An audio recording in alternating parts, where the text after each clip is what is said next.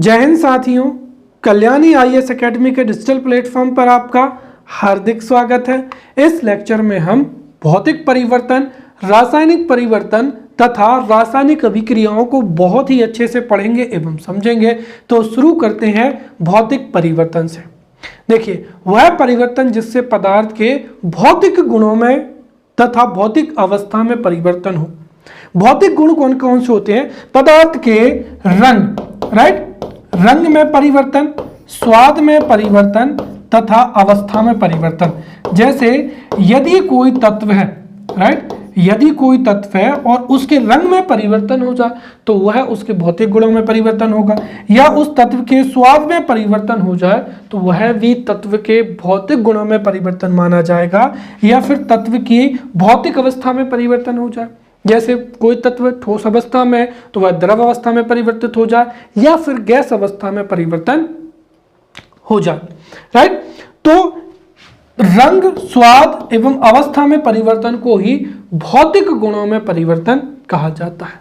Clear? और इस परिवर्तन में जो रासायनिक गुण है उनमें कोई भी परिवर्तन नहीं होता है।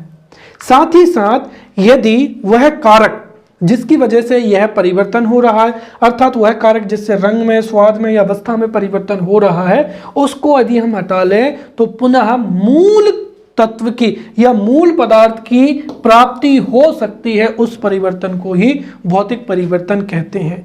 संक्षेप में कहें तो वह परिवर्तन जिससे, राइट, वह परिवर्तन जिससे पदार्थ के भौतिक गुणों में, भौतिक अवस्था में परिवर्तन होता है परंतु रासायनिक गुणों में कोई भी परिवर्तन नहीं होता है, उसे ही भौतिक परिवर्तन कहते हैं। और भौतिक परिवर्तन के कारक को यदि हटा लिया जाए तो पुनः मूल पदार्थ की प्राप्ति संभव होती है। उदाहरण के लिए हम यहां पर जल का उदाहरण ले सकते हैं, राइट। जैसे अगर आप देखें तो जल का जो फॉर्मूला होता है वो क्या होता है? H2O ही होता है, राइट। जैसे हमने मान लिया कि जल जो है बर्फ है, राइट, तो जब हम बर्फ को क्या करेंगे? गर्म करेंगे, राइट। तो गर्म करने पर जो है बर्फ किस में परिवर्तित हो जाएगा? जल में परिवर्तित हो जाएगा। अर्थात यहां पर अगर आप देखेंगे तो बर्फ, राइट, बर्फ के भौतिक गुण, क्लियर, बर्फ के भौतिक गुण जैसे बर्फ का स्वाद हो जाएगा, राइट, बर्फ का स्वाद एवं भौतिक अवस्था में परिवर्तन हो रहा है और यह जल में परिवर्तन हो गया। अब यदि हम पुनः जल को क्या करें? गर्म करें तो जल पुनः किस में? बाष्प में परिवर्तित हो जाएगा। अर्थात जल के भौतिक गुण जैसे जल का रंग है या स्वाद है, साथ ही साथ अवस्था में परिवर्तन हो रहा है। तो बर्फ का जल में, जल का बाष्प में परिवर्तन होना और बाष्प का पुनः ठंडा करने पर जल में और जल को पुनः ठंडा करने पर बर्फ में परिवर्तन करना, ये सब किसका उदाहरण हो जाएगा? भौतिक परिवर्तन का ही उदाहरण होता है। अब महत्वपूर्ण चीज है यहां से MCQs, राइट। तो यहां से MPPSC प्री या अदर जो एग्जाम्स हैं, चाहे वो कितने ही डिफिकल्ट लेवल पे क्यों ना पूछें, हम बिल्कुल कंसेप्ट को क्लियर करते हुए पढ़ेंगे ताकि कोई सा भी MCQs आपसे बहुत अच्छे से बन जाए। तो यहाँ पर भौतिक परिवर्तन के जो गुण है, भौतिक परिवर्तन के गुणों से हम यहाँ पर अच्छे से समझते हैं। क्लियर? तो भौतिक परिवर्तन का पहला प्रकार हो जाएगा यहाँ पर, या भौतिक परिवर्तन का पहला गुण क्या हो जाएगा कि भौतिक परिवर्तन में केवल और केवल पदार्थ के भौतिक गुणों जैसे रंग है, स्वाद है एवं गंध में परिवर्तन आता है। इससे पदार्थ के रासायनिक गुणों में कोई भी परिवर्तन नहीं होता है। तो भौतिक परिवर्तन से अवस्था, रंग, गंध आदि में परिवर्तन होता है परंतु रासायनिक गुणों में कोई परिवर्तन नहीं होता है। दूसरा परिभाषा ऐसे ही हमको पता है कि यदि हम भौतिक परिवर्तन के कारक को ही हटा लें तो उससे पुनः प्रारंभिक पदार्थ या मूल पदार्थ प्राप्त हो सकता है। तीसरी महत्वपूर्ण विशेषता कि भौतिक परिवर्तन में आयनिक या आणविक पुनर्संरचना नहीं होती है। आयनिक या आणविक पुनर्संरचना नहीं होती है। इसका मतलब क्या हुआ? जैसे आप समझिए, जब जैसे मैंने कहा कि यहां पर बर्फ है, बर्फ का भी फॉर्मूला क्या होता है? H2O होता है। जब बर्फ से जल में, बर्फ जो है जल में क्या होगा, परिवर्तित होगा, तब भी जल का फॉर्मूला क्या रहेगा, H2O रहेगा, और वाष्प का फॉर्मूला भी क्या रहेगा, H2O रहेगा। अर्थात जल की भौतिक अवस्था में तो परिवर्तन हो रहा है, परंतु जल के जो हाइड्रोजन है या ऑक्सीजन है, इनके अणुओं में कोई भी परिवर्तन नहीं हो रहा है, राइट। जबकि रासायनिक परिवर्तन जैसे 4Fe2 प्लस का क्या हो जाएगा, 3O2 हो जाएगा, और इसकी अभिक्रिया से क्या होगा, 2Fe2 क्या हो जाएगा, O3 हो जाएगा। तो यहां पर अगर आप समझें तो ये हो जाएगा लोहा और ये क्या हो जाएगा, ऑक्सीजन। तो हमें पता है कि जब लोहा नमी युक्त ऑक्सीजन से अभिक्रिया करता है तो उससे फेरिक ऑक्साइड या क्या बनता है, जंग का निर्माण होता है। और जब जंग या फेरिक ऑक्साइड का निर्माण होता है तो यहाँ पर अणुओं का क्या होता है, आयनिक या आणविक पुनर्स्थापन हो जाता है। तो भौतिक परिवर्तन में केवल और केवल आणविक या आयनिक पुनर्स्थापन ही होता है, राइट। आणविक या आयनिक पुनर्स्थापन नहीं होता है, यह रासायनिक परिवर्तन में ही होता है। क्लियर। आगे अगर हम देखें तो भौतिक परिवर्तन में जो भी पदार्थ बनता है उसकी केवल और केवल अवस्था में परिवर्तन होता है। भौतिक परिवर्तन में नए पदार्थ का निर्माण नहीं होता है। साथ ही साथ भौतिक परिवर्तन अस्थायी परिवर्तन होता है। अर्थात यदि हम भौतिक परिवर्तन के कारक को हटा लें, अर्थात ताप या दाब को हटा लें, तो पुनः मूल पदार्थ की प्राप्ति हो सकती है, अर्थात यह अस्थायी प्रकृति का होता है। साथ ही साथ भौतिक विधि के द्वारा ही, अर्थात वही ताप या दाब के माध्यम से ही जो पुनः प्रारंभिक अवस्था है वह प्राप्त की जा सकती है। और सबसे महत्वपूर्ण बात यह है कि भौतिक परिवर्तन से जब भी पदार्थ की अवस्था में, रंग में, गंध में परिवर्तन के पश्चात जो भी पदार्थ बनता है उसके रासायनिक गुणों एवं संगठन में जो है प्रारंभिक पदार्थ से भिन्न नहीं होता है, या हम ये कहें कि रासायनिक गुण तो क्या होते हैं, वही होते हैं। क्लियर। तो ये यहां पर हो जाएंगे भौतिक परिवर्तन के गुण हो जाएंगे। अब हम भौतिक परिवर्तन के उदाहरण को समझते हैं, और यहां से भी एमसीक्यूज पूछे जा सकते हैं, इसलिए कंफ्यूज ना हो और ध्यान से समझें। भौतिक परिवर्तन में सबसे पहला तो क्या हो जाएगा, पानी का जमकर बर्फ में बदलना या बर्फ का वाष्प में परिवर्तन होना भौतिक परिवर्तन का उदाहरण है।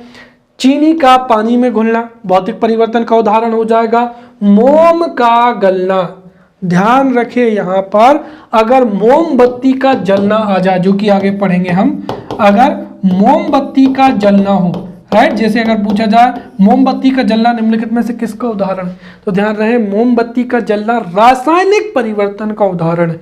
परंतु मोम का गलना, क्या लिखा है यहां पर, गलना, क्योंकि मोम गल रही है, उसके रासायनिक गुणों में परिवर्तन ना आ रहा है, भौतिक गुणों में ही परिवर्तन हो रहा है।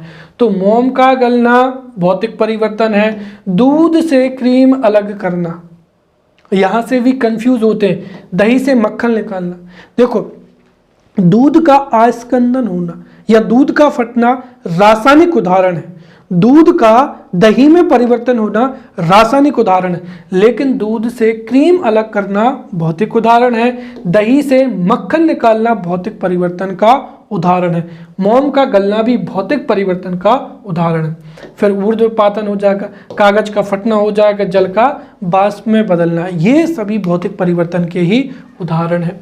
अगला हो जाएगा यहाँ पर रासायनिक परिवर्तन। तो रासायनिक परिवर्तन क्या होता है उसको समझते हैं। तो देखिए, ऐसा परिवर्तन जिसमें पदार्थ के भौतिक गुणों तथा अवस्था में परिवर्तन होने के साथ साथ रासायनिक गुणों में भी परिवर्तन हो, उसे ही रासायनिक परिवर्तन कहते हैं। और रासायनिक परिवर्तन की महत्वपूर्ण विशेषता यह है कि इस परिवर्तन में रासायनिक परिवर्तन के कारक को या कारण को हटा दिया जाए तो पुनः मूल पदार्थ प्राप्त नहीं होता है, उसे ही रासायनिक परिवर्तन कहते हैं। उदाहरण के लिए हम यहाँ पर लोहे का जो है जंग लगने या संक्षारण को समझ सकते हैं। देखिए, लोहे को जब भी नमी युक्त वायु से अभिक्रिया होती है, राइट, जैसे ये क्या हो जाएगा 4Fe प्लस का क्या हो जाएगा 3O2, जो जैसे ये क्या हो जाएगा लोहा हो जाएगा। अब जैसे ही लोहा नमी युक्त वायु अर्थात ऑक्सीजन से अभिक्रिया करता है तो उससे फेरिक ऑक्साइड बनता है 2Fe2O3, राइट। और ये जो फेरिक ऑक्साइड होता है, क्लियर, इसको ही हम क्या कहते हैं, जंग कहते हैं या रस्ट कहते हैं। तो यहां पर जब लोहा नमी युक्त वायु से अभिक्रिया करता है तो उससे फेरिक ऑक्साइड या जंग लगती है। और जब लोहा जंग में परिवर्तन होता है तो लोहे के भौतिक गुण अर्थात अवस्था में परिवर्तन होता है, रंग में परिवर्तन होता है, स्वाद में परिवर्तन होता है, इसके साथ साथ रासायनिक गुणों में भी परिवर्तन होता है। साथ ही साथ यहाँ पर आयनिक या आणविक संरचना भी परिवर्तित हो जाती है। यहाँ पर लोहे का आणविक जो संरचना है वो Fe है और ये क्या है, ऑक्सीजन की O2 है। लेकिन यहाँ पर जो जंग है उसकी आणविक संरचना हो जाएगी Fe2O3, अर्थात यहाँ पर आणविक संरचना में परिवर्तन हो गया है। तो जब भौतिक गुणों में परिवर्तन के साथ साथ रासायनिक गुणों में भी परिवर्तन हो जाए तथा कारक या अभिक्रिया का कारक हटा लेने के पश्चात पुनः मूल पदार्थ की प्राप्ति ना हो तो उस परिवर्तन को ही रासायनिक परिवर्तन कहते हैं। अब रासायनिक परिवर्तन के गुणों के बारे में समझते हैं। तो दो तो हम परिभाषा से ही ले सकते हैं। सबसे पहला, रासायनिक परिवर्तन में पदार्थ के भौतिक गुणों के साथ साथ रासायनिक गुणों में भी परिवर्तन होता है। दूसरा, रासायनिक परिवर्तन में परिवर्तन का कारण हटा लें या कारक हटा लें तो पुनः प्रारंभिक पदार्थ या मूल पदार्थ प्राप्त नहीं होता है, अर्थात जंग को कभी भी लोहे में परिवर्तित नहीं किया जा सकता है। तीसरा, इस परिवर्तन में आणविक या आयनिक क्या होता है, पुनर्स्थापन होता है। अर्थात यहां पर अगर हम देखें तो ये Fe, ये इसकी आणविक संरचना है, O2 की जल की ऑक्सीजन की ये संरचना, और ये यहाँ पर Fe2O3 हो गई। अर्थात यहाँ पर आणविक क्या हो गया, आणविक पुनर्स्थापन हो गया। तो रासायनिक परिवर्तन में आणविक एवं आयनिक क्या होता है, पुनर्व्यवस्थापन होता है। साथ ही साथ इस परिवर्तन में बहुत रासायनिक परिवर्तन के फलस्वरूप किसी नए पदार्थ का क्या होता है, निर्माण होता है। अर्थात यहाँ पर लोहा एवं ऑक्सीजन में जो भी अभिक्रिया हुई उसके माध्यम से एक नया पदार्थ अर्थात फेरिक ऑक्साइड या जंग की क्या हुई, प्राप्ति हुई, राइट। या जंग में लोहा एवं ऑक्सीजन जो है जंग में या रस्ट में परिवर्तित हो गया। साथ ही साथ यह परिवर्तन क्या होता है, स्थायी होता है। कारण क्या है कि इस परिवर्तन को भौतिक विधियों के द्वारा, राइट, तो इस परिवर्तन को भौतिक विधि के द्वारा पुनः प्रारंभिक अवस्था में प्राप्त नहीं किया जा सकता है। जो पदार्थ हैं जैसे लोहा है, अब ऑक्सीजन है, वो स्थायी रूप से जंग में या रस्ट में परिवर्तित हो जाते हैं, इसीलिए यह स्थायी परिवर्तन होता है। और चूंकि इसमें आयनिक या आणविक पुनर्व्यवस्था होती है, इसी वजह से रासायनिक परिवर्तन में जो बनने वाला पदार्थ है वह रासायनिक गुणों एवं रासायनिक संगठन में प्रारंभिक पदार्थों से क्या होता है, भिन्न होता है। अर्थात यहाँ पर जो लोहे के गुण हैं और जो ऑक्सीजन के गुण हैं, इनसे नया पदार्थ बना रस्ट या फेरिक ऑक्साइड। तो लोहे एवं ऑक्सीजन के जो भी गुण हैं एवं जो भी संरचना है उससे भिन्न फेरिक ऑक्साइड की संरचना है, राइट। और रासायनिक गुण भी क्या है, अलग है। अब रासायनिक परिवर्तन के उदाहरण को समझते हैं। तो रासायनिक परिवर्तन का पहला उदाहरण क्या हो जाएगा, जल अपघटन हो जाएगा। ध्यान रखें, जल का बर्फ में बदलना और बर्फ का वाष्प में बदलना भौतिक परिवर्तन है, परंतु विद्युत धारा के प्रभाव से जल का हाइड्रोजन एवं ऑक्सीजन में मुक्त होना ही जल का अपघटन कहलाता है। और ये हाइड्रोलिसिस जो है रासायनिक परिवर्तन का उदाहरण है। दूसरा क्या हो जाएगा, दहन हो जाएगा। कोयले का, लकड़ी का, मोमबत्ती का दहन रासायनिक परिवर्तन है। साथ ही साथ ये वही उदाहरण, यदि मोम का पिघलना हो, राइट, मोम का पिघलना, क्लियर। और यदि आपसे परीक्षा में पूछा जाए कि वह कौन सी परिवर्तन है जो भौतिक एवं रासायनिक परिवर्तन दोनों का उदाहरण है, तो ध्यान रखें मोमबत्ती का जलना। यहाँ पर मोमबत्ती का जलना जो है भौतिक एवं रासायनिक परिवर्तन दोनों का उदाहरण क्या है कि जब मोमबत्ती का दहन होता है, राइट, तो जब मोमबत्ती जलती है तो मोमबत्ती के जलते समय ऑक्सीजन की उपस्थिति में दहन की प्रक्रिया संपन्न होती है, तो दहन की प्रक्रिया से रासायनिक परिवर्तन होता है। और मोमबत्ती के जलते समय मोम भी पिघलती है, जो कि भौतिक परिवर्तन का उदाहरण है। इसीलिए मोम का जलना रासायनिक परिवर्तन का और मोम का पिघलना भौतिक परिवर्तन का उदाहरण है। फिर खाना पकना हो जाएगा, क्लियर। दूध का स्कंदन या फट जाना, गर्मियों के दिनों में यदि आप दूध को फ्रिज से निकाल कर बाहर रख देंगे तो नॉर्मल टेम्परेचर पर दूध जो है शाम तक खट्टा हो जाता है, उसको दूध का स्कंदन या सामान्य भाषा में फटना कहते हैं। और दूध का दही में परिवर्तन, ये सभी रासायनिक परिवर्तन के उदाहरण हैं। वहीं दूध से क्रीम निकालना और दही से मक्खन निकालना भौतिक परिवर्तन के उदाहरण है। और लोहे में जंग लगना क्या हो जाएगा, रासायनिक परिवर्तन का उदाहरण हो जाएगा, क्लियर। तो भौतिक एवं रासायनिक परिवर्तन के हम यहाँ पर उदाहरणों की चर्चा करेंगे। तो एक तो हमने यहाँ पर मोमबत्ती के जलने के बारे में समझा। जब मोमबत्ती जलती है तो उससे दहन की प्रक्रिया होती है और दहन की प्रक्रिया में रासायनिक अभिक्रिया होती है, और वहीं जो ठोस मोम है वो द्रव अवस्था में परिवर्तित हो जाता है। तो इस तरीके से मोम के जलने में रासायनिक एवं भौतिक दोनों परिवर्तन होते हैं। अब हम रासायनिक अभिक्रिया को समझते हैं। किसको समझते हैं, रासायनिक अभिक्रिया को। तो बहुत ही सरल है, किसी पदार्थ में रासायनिक परिवर्तन होने की प्रक्रिया को ही क्या कहा जाता है, रासायनिक अभिक्रिया कहा जाता है, राइट। तो किसी भी पदार्थ में रासायनिक परिवर्तन होने की प्रक्रिया को ही रासायनिक अभिक्रिया कहा जाता है। और रासायनिक अभिक्रिया में कोई भी एक पदार्थ के भौतिक गुणों या रासायनिक गुणों में परिवर्तन होता है और वह नए पदार्थ में क्या हो जाता है, परिवर्तित हो जाता है। अर्थात रासायनिक अभिक्रिया में एक या एक से अधिक जो पदार्थ है वह भाग लेता है जिसके भौतिक गुणों या रासायनिक गुणों में परिवर्तन होता है। तो रासायनिक अभिक्रिया में एक या एक से अधिक भाग लेने वाले तत्वों को ही क्या कहा जाता है, अभिकारक कहा जाता है। तो जो प्रारंभिक पदार्थ होता है उसको अभिकारक कहते हैं, और रासायनिक अभिक्रिया के पश्चात जो पदार्थ निर्मित होता है उसको उत्पाद कहा जाता है, राइट। तो किसी भी पदार्थ में रासायनिक परिवर्तन होने की प्रक्रिया को ही रासायनिक अभिक्रिया कहते हैं। और रासायनिक अभिक्रिया में जिन पदार्थों में परिवर्तन होता है, भौतिक एवं रासायनिक परिवर्तन होता है, अर्थात प्रारंभिक पदार्थ को ही अभिकारक कहते हैं। और रासायनिक अभिक्रिया के फलस्वरूप जो नया पदार्थ निर्मित होता है उसको ही उत्पाद कहते हैं, राइट। और रासायनिक अभिक्रिया में आणविक एवं आयनिक क्या होता है, पुनर्व्यवस्था होती है। जो भी अभिकारक होते हैं उनके आणविक एवं आयनिक पुनर्संरचना के माध्यम से ही नया पदार्थ जो है, नया पदार्थ या उत्पाद प्राप्त होता है।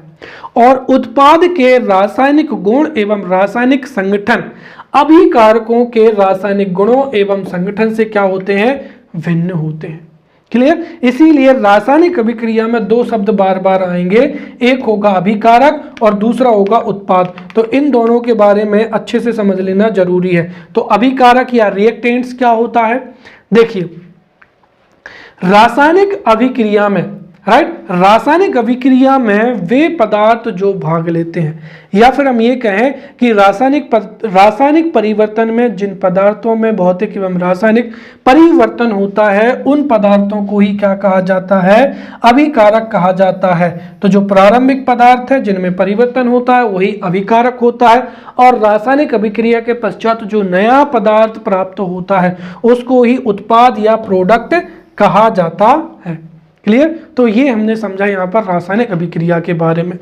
अब हम समझते हैं यहाँ पर रासायनिक गुणों के बारे में या केमिकल इक्वेशन के बारे में।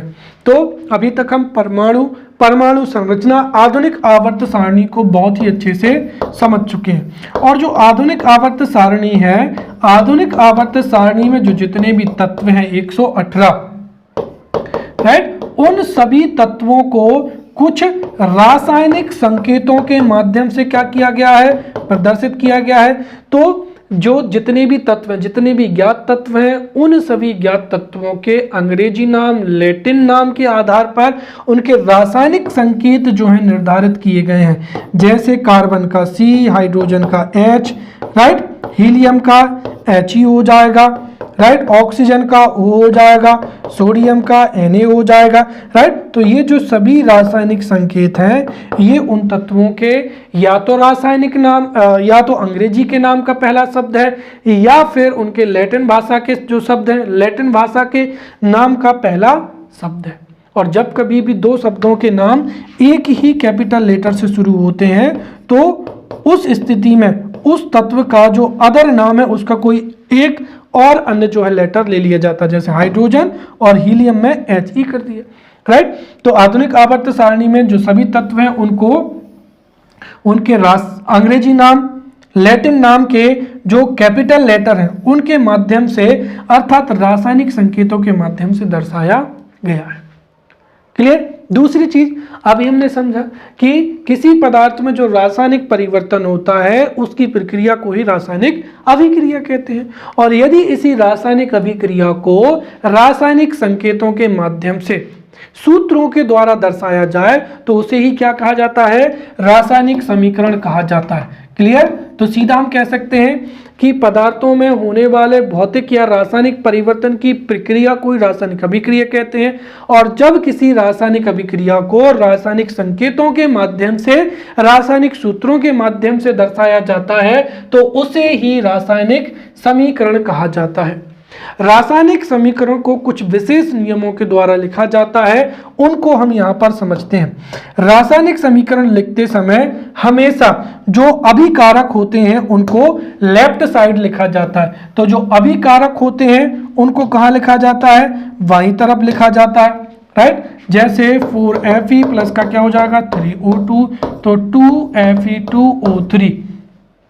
तो ये जो है अभिकारक, रासायनिक समीकरण में अभिकारकों को हमेशा बाईं तरफ लिखा जाता है और उत्पाद को हमेशा दाईं तरफ लिखा जाता है, और इन दोनों के बीच में क्या होता है, तीर लगाया जाता है। तो तीर के बाईं ओर क्या लिखे जाते हैं, अभिकारक, जो कि 1, 2 या उससे अधिक हो सकते हैं। तीर के दाईं तरफ लिखा जाता है उत्पाद को, और उत्पाद भी 1, 2 या उससे अधिक होता है। उदाहरण के लिए हम यहाँ पर समझें कि जब मैग्नीशियम, राइट, जब ऑक्सीजन की उपस्थिति में मैग्नीशियम का दहन होता है तो उससे मैग्नीशियम ऑक्साइड प्राप्त होता है। हमने यहाँ पर मैग्नीशियम की रासायनिक अभिक्रिया बता दी, राइट, कि जब ऑक्सीजन की उपस्थिति में मैग्नीशियम का दहन होता है तो उससे मैग्नीशियम ऑक्साइड की प्राप्ति होती है। यह हो गई रासायनिक अभिक्रिया। अब जब हम इसको रासायनिक सूत्रों के माध्यम से लिखेंगे, रासायनिक संकेतों के माध्यम से लिखेंगे, तो यही बन जाएगा रासायनिक समीकरण। कैसे, समझिए। किसका दहन हो रहा है, मैग्नीशियम का। मैग्नीशियम का रासायनिक संकेत हो गया Mg। दूसरा हो गया अभिकारक क्या, ऑक्सीजन। ऑक्सीजन का रासायनिक सूत्र हो गया O2, तो Mg प्लस का O2, और इससे क्या बन रहा है, मैग्नीशियम ऑक्साइड 2MgO। तो दरअसल बैलेंस करने के लिए हम यहाँ पर Mg के दो मॉलिक्यूल को लेंगे, राइट। तो 2Mg प्लस का O2, उससे मैग्नीशियम ऑक्साइड बनेगा, और यही इस अभिक्रिया का क्या होगा, उत्पाद होगा। अब दरअसल यहाँ पर जो है हमने यहाँ पर 2 क्यों लिया और यहाँ पर O2 क्यों है, इसको समझने के लिए हमको द्रव्यमान संरक्षण का नियम पढ़ना पड़ेगा। द्रव्यमान संरक्षण का नियम क्या होता है, राइट। द्रव्यमान संरक्षण के नियम के अनुसार रासायनिक अभिक्रिया में ना तो द्रव्यमान की उत्पत्ति हो सकती है और ना ही द्रव्यमान का नाश हो सकता है, राइट। तो द्रव्यमान संरक्षण के नियम अनुसार रासायनिक अभिक्रिया में ना तो द्रव्यमान सृजित होता है और ना ही द्रव्यमान का नाश होता है। अर्थात रासायनिक अभिक्रिया में या रासायनिक समीकरण में जितने तत्वों के, राइट, जितने तत्वों भाग लेते हैं उतने ही तत्वों का क्या होता है, उत्पाद प्राप्त होता है। अर्थात रासायनिक समीकरण में अभिकारक और उत्पाद तत्वों के परमाणुओं का संतुलन हमेशा ही होता है, राइट। तो रासायनिक अभिक्रिया में द्रव्यमान की क्षति नहीं होती है और ना ही सृजन होता है। अर्थात जितने परमाणु रासायनिक अभिक्रिया में भाग लेते हैं उतने ही या पूरे के पूरे जो है वो उत्पाद में प्राप्त हो जाते हैं। तो रासायनिक समीकरण में अभिकारक और उत्पाद तत्वों के परमाणुओं का संतुलन आवश्यक होता है, राइट। और जब संतुलन होता है तो उसको हम क्या कहते हैं, संतुलित समीकरण कहते हैं। जैसे आप समझिए, हमने यहाँ पर लिखा Mg प्लस का क्या हो गया O2, तो इससे क्या बनेगा MgO बनेगा। क्लियर। तो कहने का तात्पर्य है कि द्रव्यमान संरक्षण के नियम के अनुसार रासायनिक अभिक्रिया में तीर के बाईं ओर जितने भी अभिकारक भाग लेते हैं उनके परमाणुओं की संख्या और जो उत्पाद है उनके परमाणुओं की संख्या हमेशा बराबर होनी चाहिए। क्या इस अभिक्रिया में बराबर है? समझिए, यहाँ पर Mg है, O2 के यहाँ पर कितने परमाणु हैं? 2 हैं। यहाँ पर कितना है? 1 है। इसका मतलब यहाँ पर जो है, यहाँ पर ऑक्सीजन के 2 परमाणु थे, यहाँ पर 1 है। अर्थात यहाँ पर तीर के बाईं और दाईं तरफ परमाणुओं की संख्या समान नहीं है, और जब यह समान नहीं होती है तो उसको ही असंतुलित या कंकाली समीकरण कहा जाता है। तो Mg प्लस का O2 बराबर क्या हो जाएगा यहाँ पर MgO, ये कंकाली समीकरण कहलाएगा।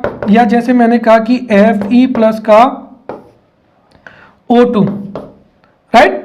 अगर आपने इसको ऐसे लिख दिया Fe2O3, या इसको जैसे आपने यहाँ पर 3 लगा दिया, तब भी ये क्या है? असंतुलित है। तो जब रासायनिक समीकरण में तीर के बाईं तरफ और दाईं तरफ परमाणुओं की संख्या असमान होती है तो वही कंकाली या असंतुलित समीकरण कहलाता है। और जब तीर के दोनों ओर, तो रासायनिक समीकरण में जब तीर के दोनों ओर परमाणुओं की संख्या समान होती है तो उसको ही क्या कहते हैं? कंकाली समीकरण कहते हैं। जिसमें मैं यहाँ पर क्या लगा दूं? 2 लगा दूं, तो यहाँ पर Mg के 2 परमाणु, O2 के 2 परमाणु, इसके पहले भी 2 आ जाएगा, तो अब Mg के 2 परमाणु, O के भी 2 परमाणु, तो ये जो समीकरण है ये कैसा हो जाएगा? संतुलित समीकरण हो जाएगा, राइट। चलिए अब हम रासायनिक अभिक्रियाओं के प्रकारों को पढ़ेंगे। तो देखिए, रासायनिक अभिक्रियाओं के प्रकार अगर हम देखें तो जब भी किसी पदार्थ, राइट, जब भी 2 या 2 से अधिक पदार्थों के भौतिक एवं रासायनिक गुणों में परिवर्तन होता है तो उससे नए पदार्थ या उत्पाद की प्राप्ति होती है, और इस प्रक्रिया में परमाणुओं के आपसी बंध टूटते हैं और नए बंधों का क्या होता है? निर्माण होता है। इस पूरी प्रक्रिया के आधार पर जो रासायनिक अभिक्रियाएं हैं वो कई प्रकार की होती हैं, जैसे संयोजन अभिक्रिया।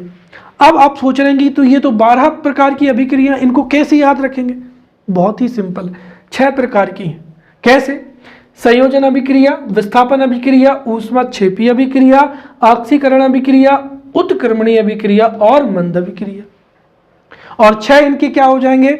अपोजिट हो जाएंगे, राइट। तो संयोजन अभिक्रिया, इसके विपरीत वियोजन अभिक्रिया, राइट। तो अगर आपने 6 याद कर ली तो बाकी की 6 तो आपको ऑटोमेटिक हो जाएंगी, साथ ही साथ इनकी परिभाषाएं भी याद हो जाएंगी। तो रासायनिक अभिक्रिया में संयोजन अभिक्रिया, इसके विपरीत वियोजन अभिक्रिया, विस्थापन अभिक्रिया, इसके विपरीत तो नहीं है परंतु इसके अन्य प्रकार में द्विविस्थापन अभिक्रिया हो जाएगी। ऊष्मा क्षेपी अभिक्रिया, तो ऊष्मा शोषी अभिक्रिया, ऑक्सीकरण अभिक्रिया, अपचयन अभिक्रिया, उत्क्रमणीय अभिक्रिया, अनुत्क्रमणीय अभिक्रिया, मंद अभिक्रिया और तीव्र अभिक्रिया। उसके साथ में मैं आपको 13वें नंबर पर आपको यहाँ पर परमाणु संलयन अभिक्रिया और यहाँ पर नाभिकीय संलयन अभिक्रिया और नाभिकीय विखंडन अभिक्रिया भी बता दूंगा, ताकि जो भी प्रश्न पूछे जाए उनका आप उत्तर आसानी से दे पाए। सबसे पहले हम समझते हैं संयोजन अभिक्रिया या कॉम्बिनेशन रिएक्शन। यहां से प्रश्न कैसे पूछेगा? यहां से प्रश्न पूछेगा कि जब 2 अभिकारक मिलकर किसी एक उत्पाद को बनाते हैं तो वह अभिक्रिया का कौन सा प्रकार होगा, राइट। तो इनकी परिभाषा याद रखनी है। साथ ही साथ हो सकता है कि यहां पर आपको ऑप्शन ए, बी, सी और ऑप्शन डी में ऐसे दे दिया जाए, यहां पर H2O, राइट। तो 2H प्लस का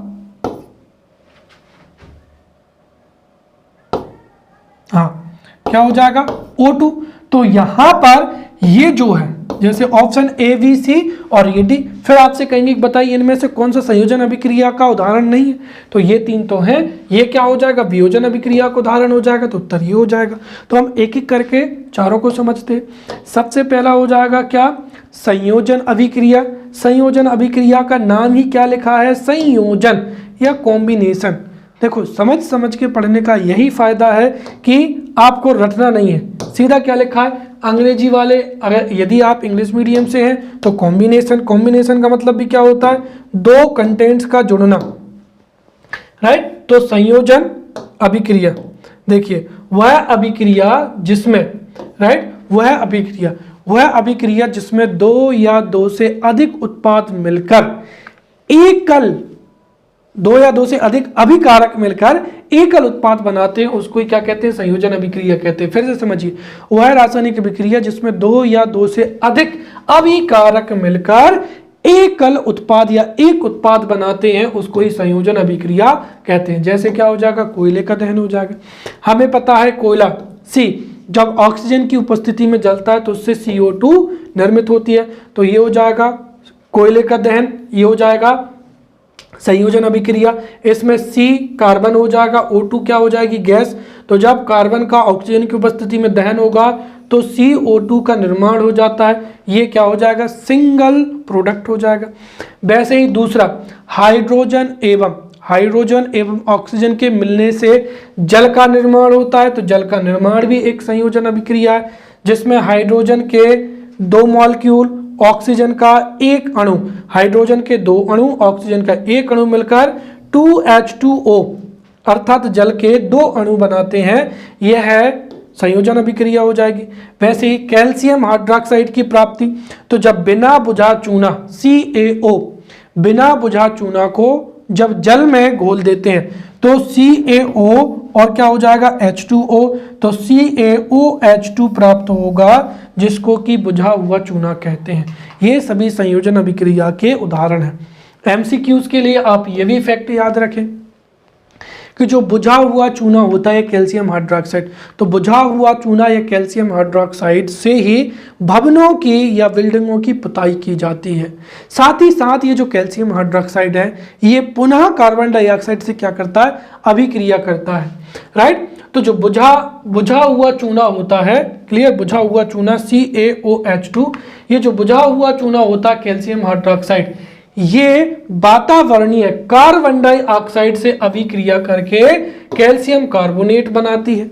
और ये जो कैल्शियम कार्बोनेट की एक पतली परत होती है, यह बहुत ही ज़्यादा चमकीली होती है। इसीलिए जब किसी भवन की पुताई की जाती है तो उसके 2-3 दिनों बाद क्या होती है, चमक आ जाती है। क्लियर। तो जब बिना बुझा चूना जल से अभिक्रिया करता है तो बुझा हुआ चूना जो है प्राप्त होता है। क्लियर। और बुझा हुआ चूना जब कार्बन डाइऑक्साइड से अभिक्रिया करता है, अर्थात जब कैल्शियम हाइड्रॉक्साइड की CO2 से अभिक्रिया होती है, राइट, तो CaOH2 प्लस का क्या हो जाएगा यहाँ पर CO2, तो उससे क्या प्राप्त होता है, CO3 प्राप्त होता है, प्लस का क्या हो जाएगा यहाँ पर H2O। क्लियर। तो यहाँ पर जो है कैल्शियम कार्बोनेट की एक पतली परत बनती है और यही चमकदार होती है। यही वजह है कि 2-3 दिन बाद जो है चमकीला दिखाई देता है। दूसरे प्रकार की अभिक्रिया हो जाएगी वियोजन अभिक्रिया, संयोजन के विपरीत, राइट। वियोजन को क्या कहा जाता है, अपघटन अभिक्रिया भी कहा जाता है या डीकंपोजिशन रिएक्शन कहा जाता है। क्लियर। तो वह रासायनिक अभिक्रिया जिसमें एक जो अभिकारक होता है वो 2 या 2 से अधिक छोटे उत्पादों में वियोजित हो जाता है, टूट जाता है। उल्टा, राइट, जब 2 या 2 से अधिक अभिकारक मिलकर एकल उत्पाद बनाते हैं तो वह संयोजन अभिक्रिया होगी, राइट। और वह रासायनिक अभिक्रिया जिसमें एकल अभिकर्मक, तो जब एकल अभिकर्मक टूटकर 2 या 2 से अधिक उत्पादों में वियोजित हो जाता है या अपघटित हो जाता है, उसको ही क्या कहा जाता है, वियोजन या अपघटन अभिक्रिया कहते हैं। और यह भी क्या होती है, कई प्रकार की होती है, जिसको पढ़ेंगे।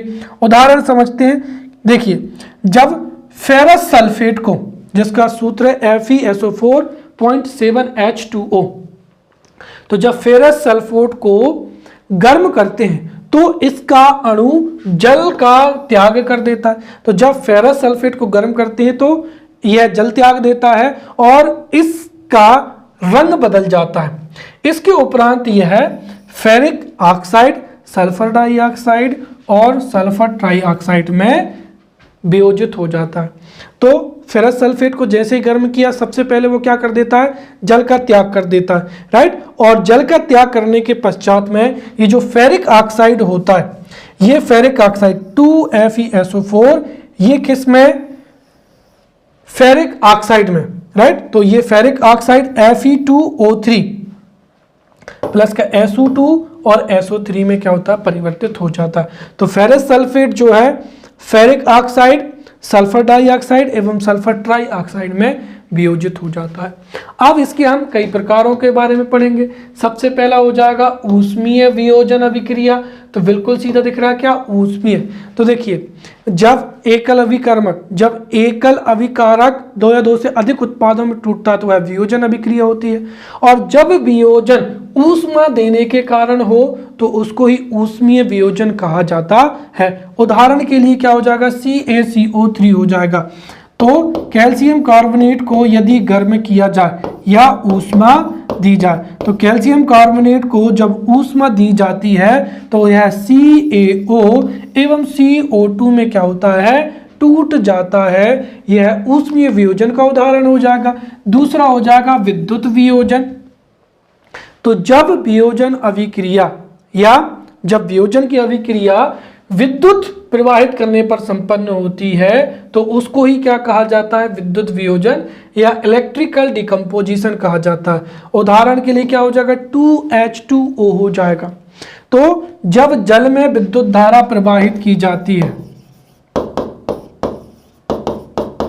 राइट, तो जब जल में विद्युत धारा प्रवाहित की जाती है तो यह हाइड्रोजन एवं ऑक्सीजन में क्या होती है, परिवर्तित हो जाती है।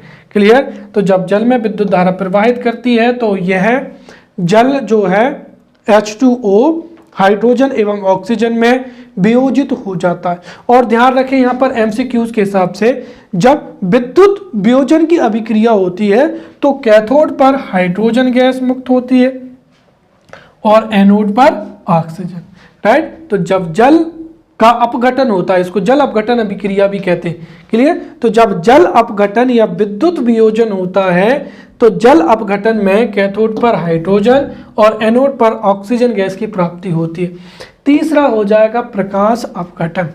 तो जब वियोजन की अभिक्रिया सूर्य के प्रकाश की उपस्थिति में संपन्न होती है तो उसको प्रकाश अपघटन अभिक्रिया या फिर प्रकाश वियोजन अभिक्रिया भी कहा जाता है। जैसे जो सिल्वर क्लोराइड है, राइट, इसमें यदि हम क्या प्रकाश, तो 2AgCl में यदि हम प्रकाश को प्रवाहित करते हैं तो यह 2Ag एवं Cl2 में टूट जाएगा। वैसे ही सिल्वर क्या हो जाएगा, ब्रोमाइड हो जाएगा। और इस पर भी यदि हम प्रकाश का प्रवाह करें तो यह Ag और ब्रोमीन में क्या हो जाएगा, ब्रोमीन में टूट जाएगा, राइट। तो यहाँ पर जो सिल्वर ब्रोमाइड है उसका प्रयोग श्वेत श्याम फोटोग्राफी में किया जाता है। ये फैक्ट आप याद रखें। तीसरा हो जाएगा यहाँ पर विस्थापन अभिक्रिया, डिस्प्लेसमेंट रिएक्शन। क्लियर। सबसे पहले समझते हैं कि इसका कारण क्या होता है। देखिए, जो जितने भी ज्ञात तत्व हैं उन सभी ज्ञात तत्वों में सभी रासायनिक अभिक्रियाशीलता जो होती है वो सबकी क्या होती है, कम या अधिक होती है। जैसे उदाहरण के लिए समझिए, सबसे अगर हम बात करते हैं सोना की, तो सोना एक ऐसी धातु है जिसको आप लंबे समय तक, आपने यदि सोने की कोई अंगूठी पहनी है या कोई भी चेन पहनी है तो आप लंबे समय तक अगर नहाएंगे, गीले होंगे, हवा में घूमेंगे, तो सोना एक ऐसी धातु है जो वायु एवं जल से बहुत ही कम अभिक्रिया करता है। यही वजह है कि सोने की जो चमक है वो लंबे समय तक क्या होती है, बनी रहती है। अर्थात तो सोना रासायनिक दृष्टि से कम अभिक्रियाशील होता है, राइट। वैसे अगर आप देखेंगे तो चांदी और उसके बाद में क्या हो जाएगा, तांबा हो जाएगा। क्लियर। लेकिन तांबे पर भी हरी परत जम जाती है। और इनकी तुलना में अगर आप बात करते हैं लोहे की, राइट, तो लोहा बहुत ही ज्यादा क्या है, अभिक्रियाशील धातु है। लोहे की आपके पास में कोई बर्तन है, कोई चेन है, उसको 2 दिन के लिए आप घर के बाहर रख दीजिए और उस पर पानी की अगर 2-4 बूंदें भी पड़ जाएंगी, इतने में ही उसमें रस्टिंग की प्रोसेस प्रारंभ हो जाएगी, राइट। अर्थात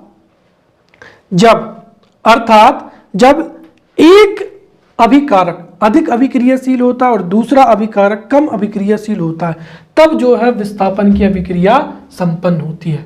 कुल मिलाकर देखा जाए तो ऐसी रासायनिक अभिक्रिया जिसमें किसी यौगिक के एक तत्वीय समूह को, राइट, और किसी ऐसी रासायनिक अभिक्रिया जिसमें किसी यौगिक के एक तत्व या एक समूह जो कि रासायनिक दृष्टि से कम अभिक्रियाशील होता है को कोई अन्य तत्व या समूह जो कि रासायनिक दृष्टि से अधिक अभिक्रियाशील होता है वह प्रतिस्थापित कर दे, तो उसको ही क्या कहा जाता है, डिस्प्लेसमेंट रिएक्शन कहा जाता है। जैसे यहां पर समझिए, हमें पता है कि लोहा अधिक अभिक्रियाशील होता है किससे, तांबे से, तो CuSO4 है, इसमें से लोहे की अभिक्रियाशीलता ज्यादा है, इसीलिए लोहा जो है SO4 के साथ में यौगिक बना लेगा और Cu क्या हो जाएगा, बाहर हो जाएगा। तो यहाँ पर Fe ने मतलब लोहे ने तांबे को क्या कर दिया, रिप्लेस कर दिया, तो FeSO4 बन जाएगा और Cu क्या हो गया, रिप्लेस हो गया। इसका ही एक अन्य प्रकार हो जाएगा द्विविस्थापन अभिक्रिया, डबल डिस्प्लेसमेंट रिएक्शन, राइट। तो ऐसी रासायनिक अभिक्रियाएं जिनमें अभिकारकों के बीच में आयनों का आदान प्रदान होता है, या फिर अभिकारकों के, राइट, अभिकारकों में दो या दो से अधिक का विस्थापन होता है। तो ऐसी रासायनिक अभिक्रिया जिसमें अभिकारकों के बीच में आयनों का आदान प्रदान या दो या दो से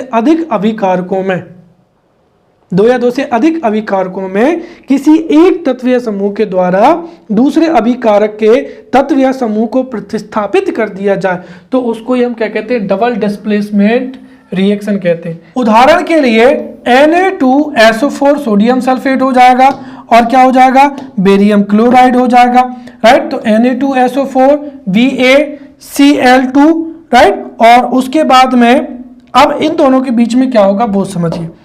देखिए यहां पर ये सुधारना पड़ेगा, ये यहां से जो है SO4 ये दोनों है Na2++ में और SO4 माइनस में टूट जाएगा, वैसे ही Ba+ और Cl2 नेगेटिव में टूट जाएगा। अब ये जो है Na2++ और Cl2 माइनस ये दोनों मिलाकर यहाँ पर 2NaCl बना लेंगे। इसका मतलब ये है कि सोडियम